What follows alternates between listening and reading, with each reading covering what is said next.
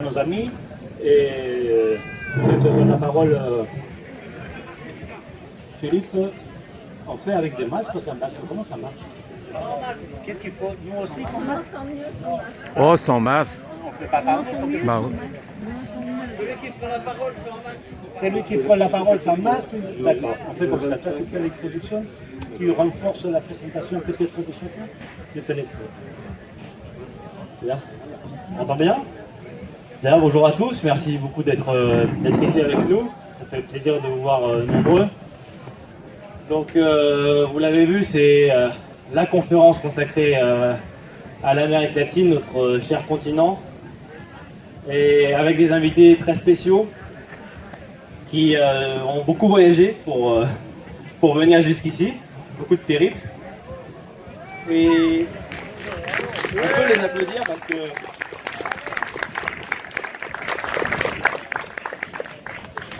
c'est quand même quelque chose de venir nous voir, de nous soutenir.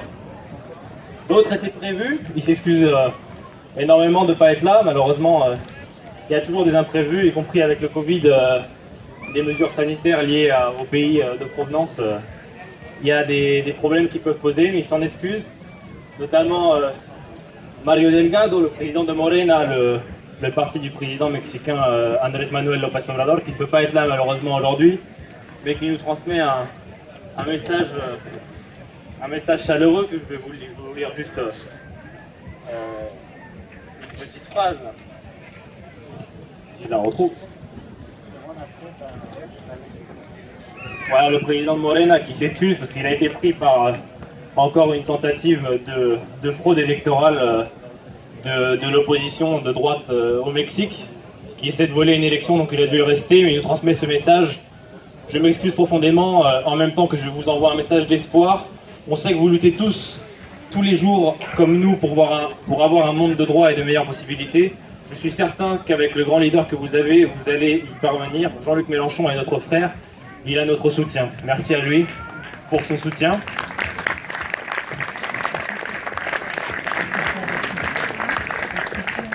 Donc l'idée de cette table ronde, c'est de présenter le panorama politique de nos forces, de notre famille politique, dans sa diversité en Amérique latine, avec des invités du Brésil, du Mexique, de Colombie, de Bolivie, mais aussi Maurice Lemoine qui va pouvoir aussi nous éclairer peut-être sur d'autres pays et aussi sur les thèmes qu'il a envie d'aborder et qui sont très intéressants. Je ne vous spoil pas la suite. Donc, on va commencer. En fait, le thème de notre conférence, ça va être de voir ce qu'on peut appeler le retour ou un certain renouveau de nos forces, de nos familles politiques en Amérique latine. Notre famille politique, on avait dit morte au début des années 2010 avec des coups d'État successifs contre nos forces politiques, au Honduras, en Bolivie, en Équateur, une trahison. Donc, des coups de force, pour la plupart, dans la grande majorité antidémocratiques, mais il y a des pays qui sont revenus dans la bataille et des nouveaux qui se sont insérés. On pense au Mexique, on pense à l'Argentine qui est revenue, on pense au Pérou nouvellement qui prend peut-être le chemin d'une voie vers le progressisme, d'un gouvernement social, écologique. Et donc l'idée c'est de faire un peu ce panorama et de voir avec nos invités qui viennent directement pour la plupart des pays lesquels on va aborder pour avoir ce panorama. Donc moi je propose de commencer avec Donarqui, qui est notre invitée spéciale de Morena au Mexique, qui a fait elle aussi beaucoup de trajets et qui va pouvoir nous parler de la situation au Mexique. Vous savez qu'en 2018 a été élu un président frère, le président Andrés Manuel López Obrador, dit AMLO aussi, et qui mène une véritable politique sociale et écologique qui nous intéresse, et c'est des expériences fortes à entendre et à écouter. Donc Donarqui, je te laisse la parole pour nous parler de ce merveilleux pays qu'est le Mexique. Merci beaucoup. Vous m'entendez là? Oui. Okay. Bah, merci beaucoup à tous, à tous les camarades français, à mes camarades latino-américains. Merci beaucoup. Je voudrais commencer par remercier les organisateurs de l'AMFIS d'abord pour pouvoir me régaler de vous exposer dans la langue française, que j'aime beaucoup, et après pour pouvoir parler de mon pays, le Mexique. Merci beaucoup. Je suis très heureuse de pouvoir vous faire partager ce qui est en train de se passer au Mexique, puisque après des décennies de lutte, de mouvements de gauche dans mon pays, on est arrivé à gagner une élection présidentielle en 2018 avec Andrés Manuel López Obrador, notre cher Andrés, qui est devenu président de la République mexicaine. À l'année 2000, Andrés a gagné la mairie de la ville de Mexico et à ce moment-là, il est devenu le principal leader de la gauche dans notre pays. Après ceci, le secteur conservateur du pays a utilisé le lawfare pour empêcher Andrés Manuel de participer comme candidat présidentiel. En 2004, on a accusé AMLO de ne pas annuler la construction d'une voie d'accès à l'hôpital. Je répète, le maire de la ville a été accusé de construire une voie d'accès à un hôpital. À ce moment-là, le gouvernement a utilisé tous les moyens pour détruire Andrés Manuel, même que l'appareil judiciaire. Le procureur général de la République, par les indications de Vicente Fox, qui était président à ce moment-là, a sollicité l'annulation de l'immunité d'Andrés Manuel à l'Assemblée nationale. Sans cette immunité, il pouvait être jugé et peut-être mis en prison. Les députés nationaux ont approuvé cette annulation et Andrés Manuel a été présent pendant cette votation et il a prononcé un discours qui reste encore dans l'imaginaire collectif. Voici un fragment. Il a dit, comme vous l'imaginez, je suis habitué à lutter. Je n'accepte pas de condamnations injustes. Je vais me défendre et j'espère compter sur des hommes et des femmes de bonne volonté qui croient à la liberté, à la justice et à la démocratie. Vous, messieurs les députés, a dit Andrés Manuel, vous allez me juger, mais n'oubliez pas que vous et moi, nous serons jugés par l'histoire. Deux années après, les élections présidentielles se sont passées. Encore une fois, les secteurs conservateurs se sont organisés et à travers les fraudes, on empêchait le peuple mexicain de décider leur gouvernement à travers le vote. Cette histoire s'est répétée encore en 2012. Après cette dernière élection, Andrés Manuel a annoncé la création d'un nouveau parti politique avec une vision de gauche, humaniste et progressiste, honnête. En 2014, Morena a reçu son registre comme parti politique national et en 2015 a participé à une élection pour la première fois. À cette occasion, Morena a obtenu un résultat le plus important que ce qu'on avait pensé et cet exploit s'est répété en 2016 et 2017. En 2018, AMLO a participé pour la première fois à une élection présidentielle. Il a gagné avec 30 millions de votes, ce qui représente le 53 du total de la population mexicaine. Il est ainsi devenu le président le mieux élu dans l'histoire de notre pays.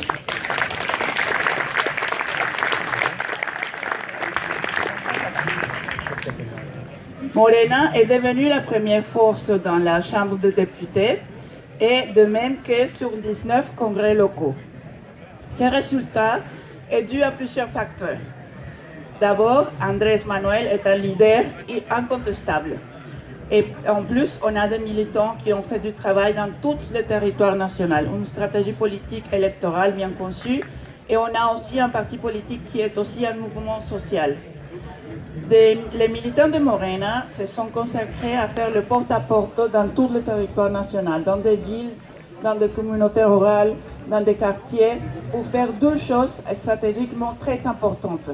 Engager d'autres militants de Morena et leur faire part de notre projet pour devenir des observateurs électoraux le jour de l'élection. Aujourd'hui, le gouvernement de la 4e transformation, c'est comme ça qu'on l'appelle, a obtenu des changements profonds qui soutiennent la vocation de gauche et progressiste que l'on représente. La crise qui existe dans le monde actuel donne un sens absolu à un de nos principes. Pour le bien de nous tous, d'abord les pauvres. Quelques-unes des réussites du gouvernement d'Andrés Manuel sont le programme Les jeunes en construisant l'avenir, qui consiste à l'attribution de bourses pour des étudiants des écoles élémentaires, secondaires et universitaires. La création de 100 universités selon le besoin de chaque région. La gratuité de l'éducation dès la crèche à l'université. Une politique d'austérité, on a réduit les salaires des hauts fonctionnaires.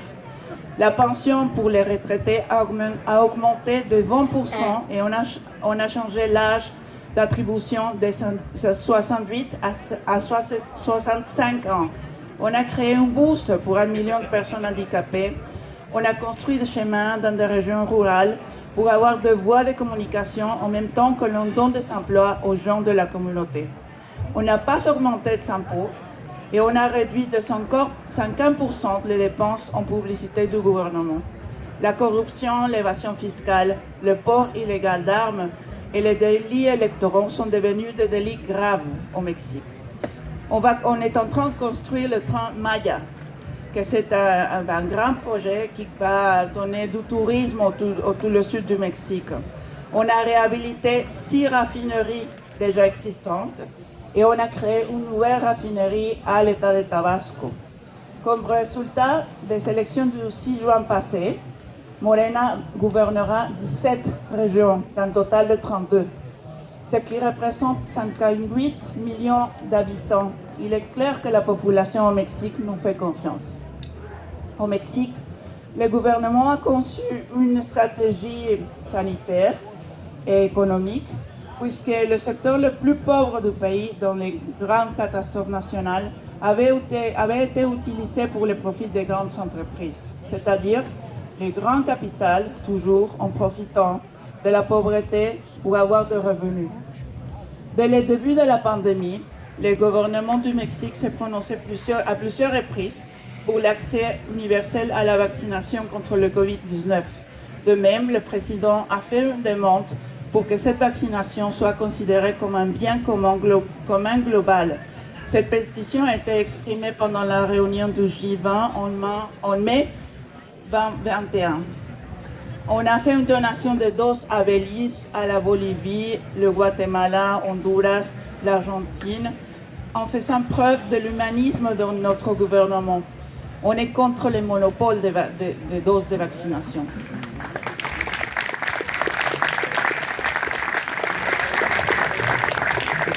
Je termine mon intervention en disant que nous tous, militants de gauche, nous faisons face tous les jours à un choix qui définit l'orientation du monde après cette crise sanitaire.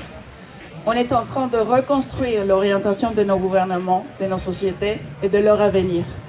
Les fausses démocraties montrent leur autoritarisme, leur égoïsme.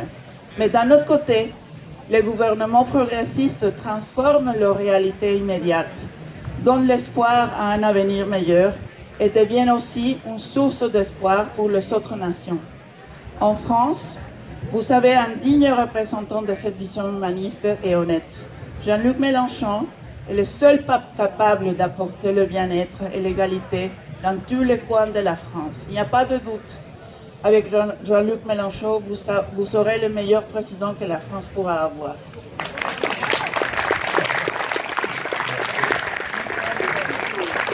Merci beaucoup. Je suis certaine qu'avec Jean-Luc Mélenchon au gouvernement, la France trouvera la paix et la justice internationale. Il est indispensable que le monde, nos gouvernements et nos populations trouvent la voie du dialogue, que nous soyons ensemble, que personne ne reste en arrière, sur les bases de la fraternité universelle, la solidarité internationale et l'humanisme. Vous avez donné au monde un grand héritage. Les idéaux de la Révolution française, liberté, égalité, fraternité, voici les valeurs fondamentales pour nos sociétés qui doivent être la base pour consolider un échange international progressiste. On a besoin de soutenir l'utopie vivante puisqu'on a, vous et nous, la France et le Mexique, un avenir en commun. Merci beaucoup.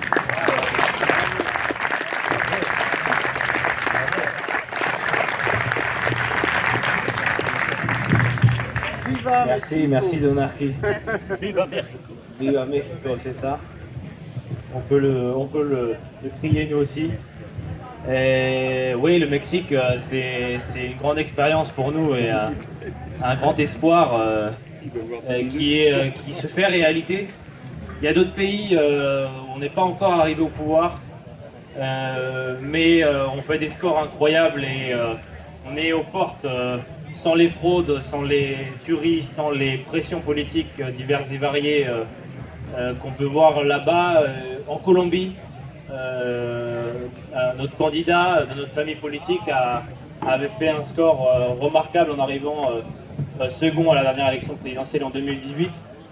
Et on a avec nous un invité très spécial, un gouverneur de Colombie qui a fait le chemin jusqu'ici, qui est menacé de mort, qui a dû fuir avec sa femme et son enfant les menaces de mort des narcotrafiquants liés évidemment au gouvernement.